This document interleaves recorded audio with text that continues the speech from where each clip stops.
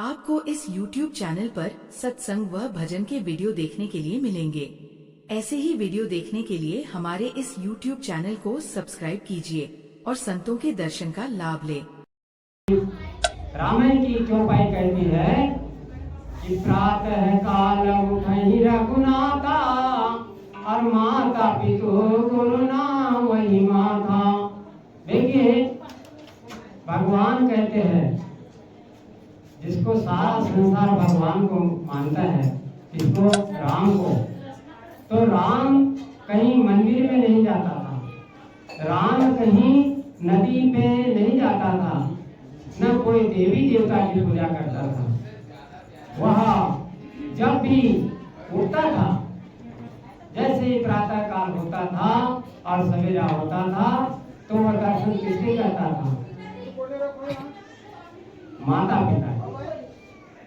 यही रामायण की चौपाई है कि प्रातः काल उठहि रघुनाथा और माता पितु गुरु नावई माता। तो माता के, पिता के और गुरु के चरणों में वो नमन करता है, उन्हीं के दर्शन करता है, दूसरे के दर्शन नहीं करता। तो इसी प्रकार से जो है हमारी जो चक्षु इंद्री है, उस चक्षु इंद्री में ऐसा दर्शन न करे कि हमारे शरीर को, मन को और विचारों को विचलित कर दे। हमारे त्वचा के द्वारा ऐसा स्पर्शन न करे जो हमारे जीवन काल में अनेकों प्रकार का कष्ट हो, और जो हमारे नाक के द्वारा ऐसी सुगंध न ले जो कि हमको कष्टदायक हो। तो ये जो आहार है, आप विचार की बात आती है कि हमारे प्रत्याहार क्या चीज है। जो भी हम भोजन लेते हैं, अब अगर वो भोजन हम लेते हैं तो भोजन लेने के बाद में वो सब भोजन का हम उसको त्याग पत्र देते हैं या नहीं देते हैं, कि केवल आहार ही करते हैं? आहार तो करते हैं तो वो पेट में जमा रहता होगा, कि उसका त्याग पत्र भी देते हैं, उसका त्याग पत्र भी देते हैं। हम रात को तो भोजन करते हैं और रात को भोजन करने के बाद में सवेरे हम संध्या करते हैं। अर्थात जो हमने भोजन तो ग्रहण किया, पर लेकिन मर के रूप में हमने उसका प्रत्याहार कर दिया, अर्थात उसका त्याग पत्र कर दिया। उसी प्रकार से हमने अपने मुख के द्वारा, साहेब कहते हैं कि पहले साधे मन को, दूजे साधे देह, तीजे साधे वचन को, और गुरु से राखे ने।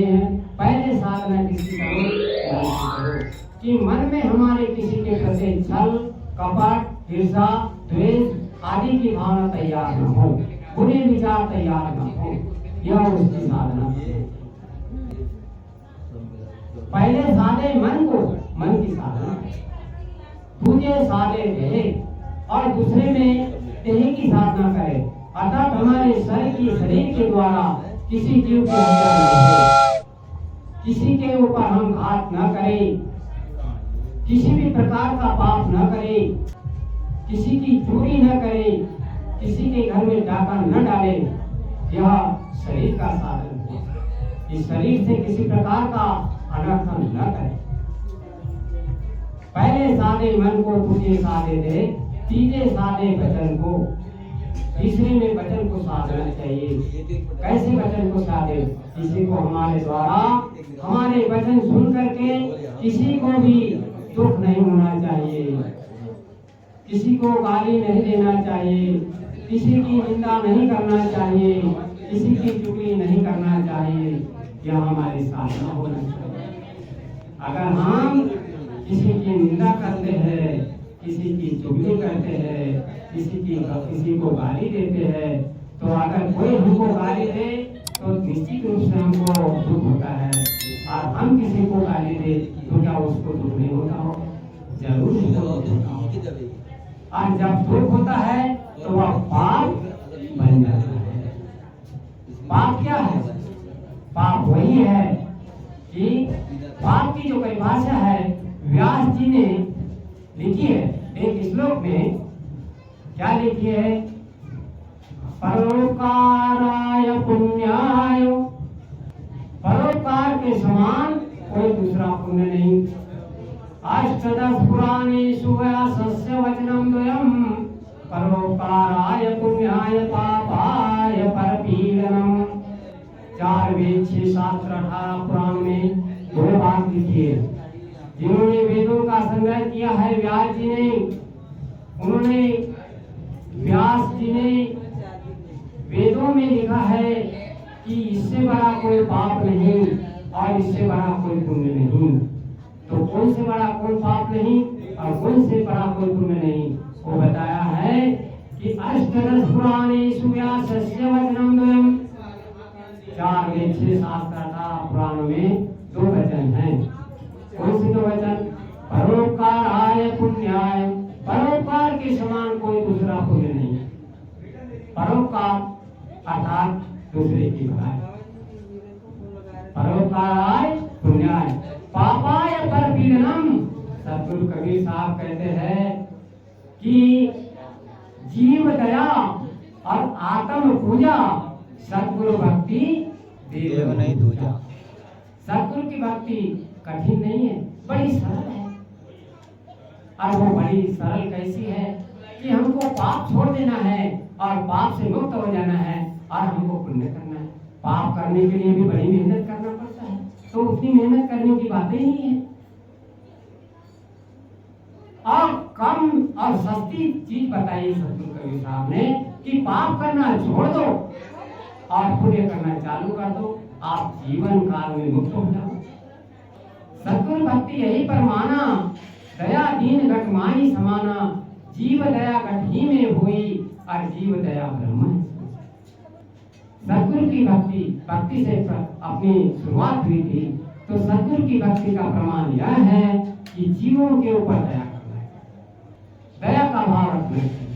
व्यास जी कहते हैं कि दूसरे को दुख देने के बराबर, पीड़ा देने के बराबर कोई पाप नहीं है और दूसरे को सुख देने के बराबर कोई पुण्य नहीं है। इसलिए जहां तक बने वहां तक सुख देना चाहिए। साहिब कहते हैं कि संसार में 2 बात है। क्या है 2 बात? 4 वेद 6 शास्त्र में, देखो 4 वेदों का सार बताया, 6 शास्त्रों का सार बताया और 18 पुराणों का सार बताया। क्या बताया? 4 वेद 6 शास्त्र में बात मिली है 2। कौन सी 2 बात मिली? कौन सी बात 2 मिल गई है जो बड़ी प्रमुख बात है, जो 4 वेदों में भी और 6 शास्त्रों में भी 18 पुराणों में भी प्रमुख रूप से लिखी। 4 वेद 6 शास्त्र में बात मिली है 2। सुख देवे सुख होत है तो दुख देवे दुख होय। बताइए कितनी बड़ी हमको समझौता की बात बताइए कि हम किसी को दुख देंगे तो जरूर हमको दुख देने वाला कोई तैयार है। राम की सीता को हरण करके रावण ने ले गया, अगर रावण नहीं ले जाता तो रावण का मरण नहीं होता। उसने राम को दुख दिया, राम ने जाकर के उसका अंत कर दिया। तो साथ साथ हमको दिखता है कि अगर हम किसी को दुख देते हैं तो जरूर हमको भी कोई दुख देगा। अगर हमने किसी को दुख सुख दिया है तो निश्चित रूप से हमको भी सुख मिलेगा।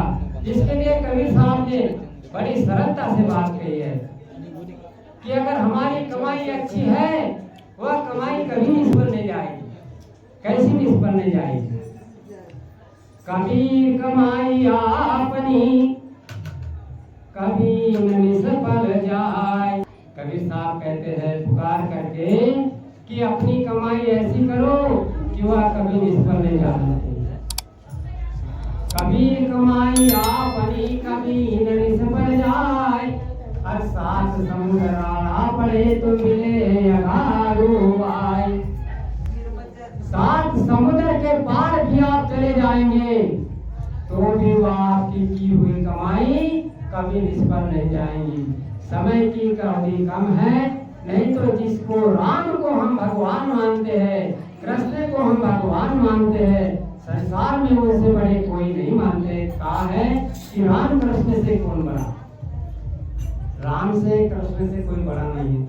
उनकी जब कर्म की बात की कथा अगर सुनेंगे तो बड़ी विचार की बात आएगी। तो हमको भी अगर अच्छा कर्म अगर हम करें तो निश्चित रूप से हमारी की हुई कमाई कभी निष्फल नहीं जाएगी, और निष्फल नहीं जाते हुए हमको उस कमाई का फल निश्चित रूप से हमको मिलेगा। इसलिए हे सज्जनों, मेरा आप सभी से यहाँ निवेदन है कि आज जो है ग्राम उमरिया में परम आदरणीय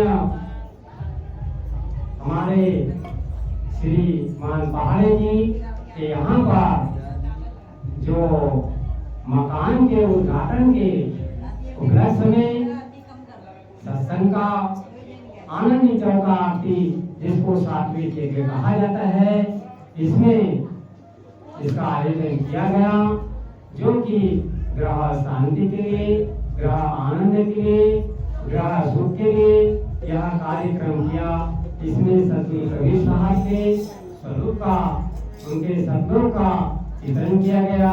यह चौका आरती का कार्यक्रम हर समय हर जगह तो नहीं होता है, संतों का मिलन सबको नहीं मिलता है, सत्संग सबको नहीं मिलता है, सत्संग सत्ता सबको नहीं मिलता है। इसीलिए कहा है कि पुण्य पुण्य भी मिला उन संता, जिनके पुण्य कर्म रहे होंगे उन्हीं को ये सत्संग मिलता है, उन्हीं को सत्संग मिलता है, उन्हीं को संत के दर्शन होते हैं, सबको दर्शन नहीं होते हैं। इसी के साथ में मैं आज जो है कार्यक्रम को समापन की ओर है उपस्थित हमारे सारनी से आए हुए दीवान साहब, उपस्थित हमारे सारनी से आए हुए नागेश साहब, उपस्थित हमारे सारनी से आए हुए सूर्यवंशी साहब, एवं हमारे मुद्दे से पंच कमेटी समाज के अध्यक्ष प्रमुख रूप से हमारे ढोलक वादक साहेब श्री भरात जी सुनारे, जिनके कर कमलों द्वारा ढोलक का वाद्य किया, और ये भजन भी गाया गया कि संत समाज मिले हो बड़े भागा, संत समाज मिले हो बड़े भागा, बड़े भाग से संतों का समाज मिलता है। हमारे परम आदरणीय हुशार जी नागले, जो रावलिया से आए हुए, जो वहाँ के संस्थापक है कबीर आश्रम के, जो यहाँ पर आए हुए, जिन्होंने अभी रमैनी गा करके सारे चौका में जो है तो उन्हीं की रमैनी भी है। तो ये और जो भी यहाँ पे हंस आत्मा माताएं बहने सज्जन पधारे हुए हैं, उनके हृदय आत्मा में जो परमात्मा का निवास है, उन्हीं को मैं नमन करते हुए यह कार्य को समाप्त करते हैं। और मैं चाहूँगा कि हमारे परिवार और उनके समस्त छोटे बड़े घर में और सबको सुख और शांति मिले, आनंद मिले, और जिन्होंने भी कुछ थोड़ा भी समय सत्संग में दिया है और सुना है, उनको भी सुख शांति मिले। इसी के साथ में मैं सभी को नमन करते हुए अपने वाणी को विराम देता हूँ। बोलिए सतगुरु कबीर साहेब की जय, 4 गुरु वंश 42 की जय, मुक्तामणिनाथ साहेब की जय, श्री गुरुदेव की जय, आज के आनंद की जय, नगर बस्ती धाम की जय, बाल गोपाल की जय, ग्राम परिवार की जय, अपने अपने श्री गुरुदेव की जय। साहेब बंदगी साहेब, साहेब बंदगी साहेब, साहेब बंदगी साहेब।